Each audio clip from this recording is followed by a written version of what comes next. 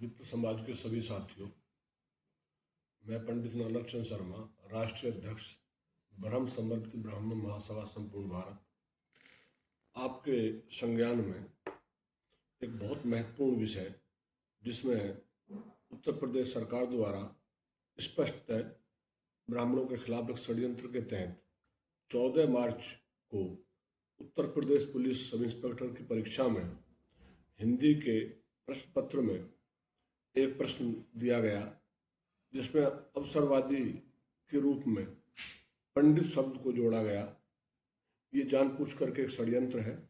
जैसे ही इस पत्र के बारे में पता लगा, पूरे देश के ब्राह्मण साथियों में आक्रोश पैदा हुआ। चिंता का विषय ये है कि प्रदेश की सरकार के उप मुख्यमंत्री, मुख्यमंत्री और दूसरे सांसद और कुछ मंत्री लगातार एक बयान दे रहे हैं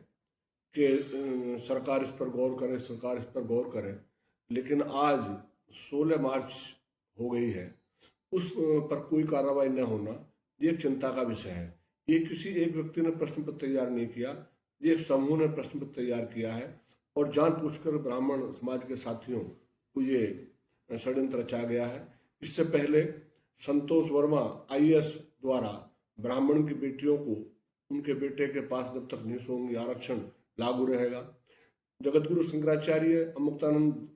महाराज जी को प्रयाग कुंभ में उनके साथ बटकों के साथ सन्यासियों के साथ क्या हुआ, उस पर भी ब्राह्मण समाज चुप रहा। UGC का जब स्पष्ट तौर पर जानबूझ करके स्वर्ण समाज के साथियों को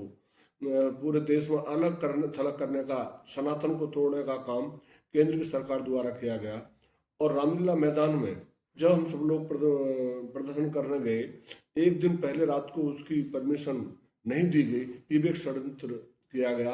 अब हम सब लोगों को 19 मार्च के बाद जब सुप्रीम कोर्ट का जो भी आदेश आता है,